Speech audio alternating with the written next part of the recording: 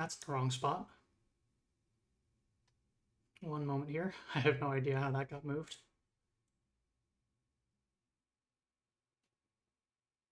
There we go. Hi, everyone. Today we are going to be doing a developer highlight, I guess I'll call it. There will be plenty of cats and plenty of platforming and some Metroidvania fun.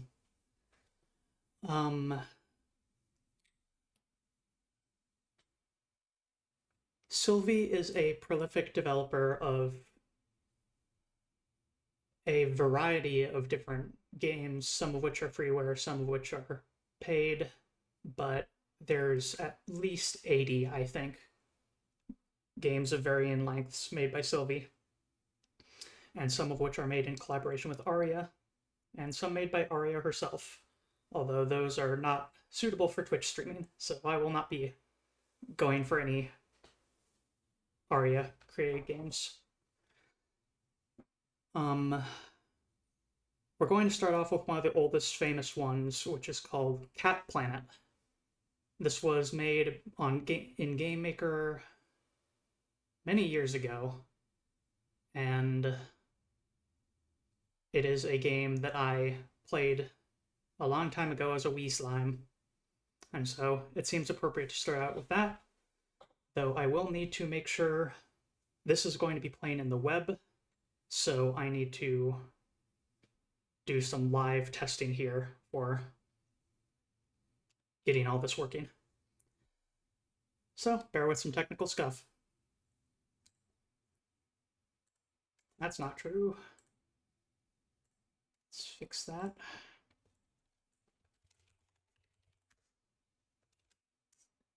Cat Planet and window capture browser.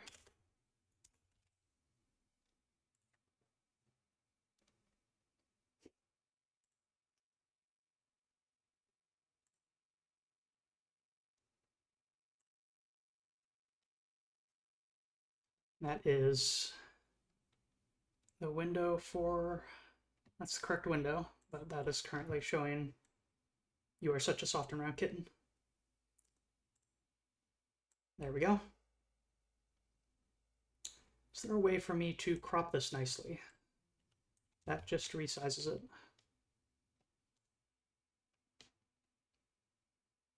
it. Oh, yeah, I could overscale it and set it to be behind every other element.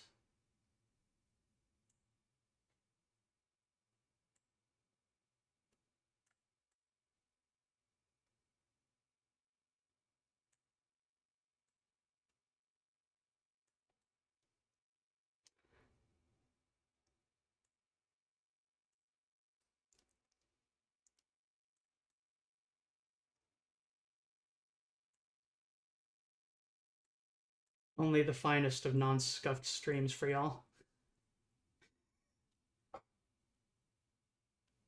That's probably about centered. I don't know. Okay, I'm going to turn on audio for this game. I hope it's not blasting, but there is a very real chance, so this is your warning. Also, my avatar's in the wrong spot again.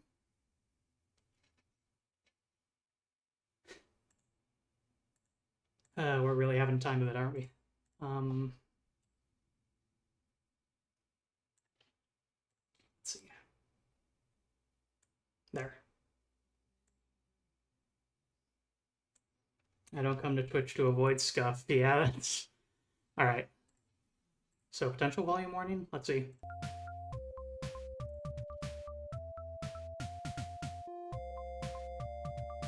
You should be hearing jaunty music now.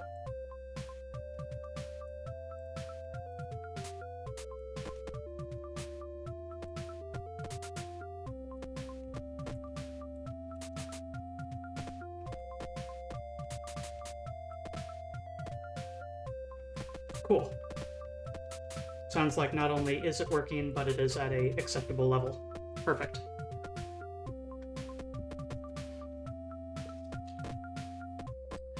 Let's get right into it then. Left and right to move, any non-arrow key to fly. Hold up to fly high, hold down to fly low.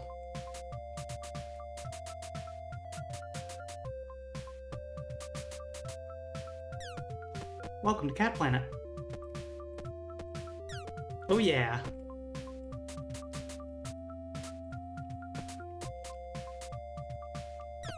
Explore Cat Planet. This is my house. Cat Planet, Cat Planet, Cat Planet. Pet all the cats. That is indeed the objective. Way radical. You're in Cat Village. Cat Village is great. So cool.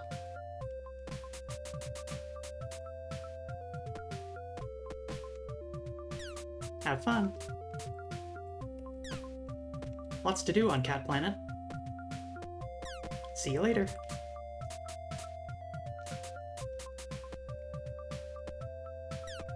Everybody, Cat Planet.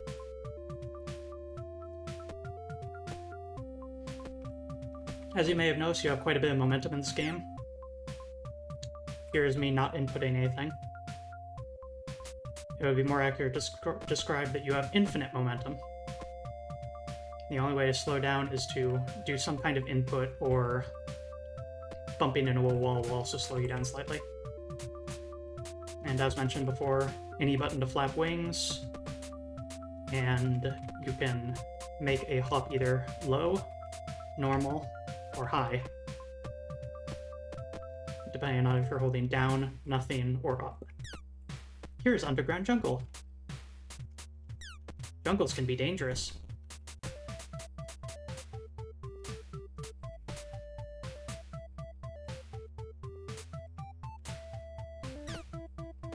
Meowdy, Cat Planet. Meowdy to you too. Thanks for stopping by. Hey there.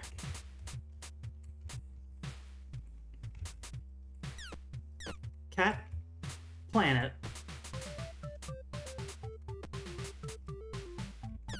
Such an exciting jungle.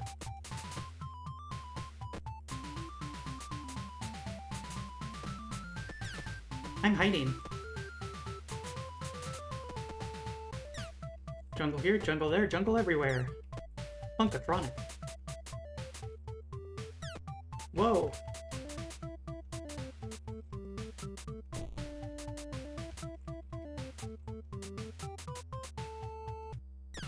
It's a jungle out there. Thorns hurt. Jungle. Looks like we've done a loop. This is our jungle clubhouse. Groove out. What a crazy jungle. Keep it up.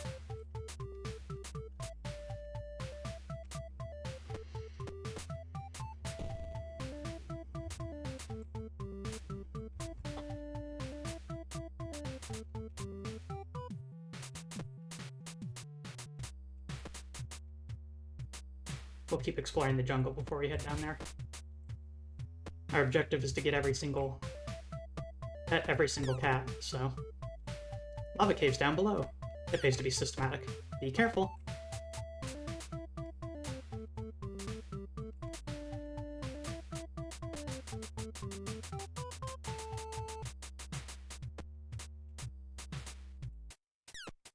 Factory, factory, factory, factory, factory! Oh, what a factory. Warning, dangerous machines ahead. Scary.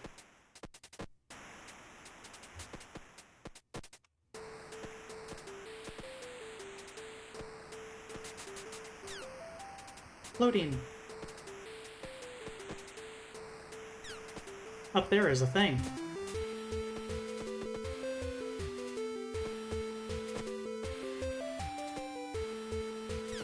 Yahoo!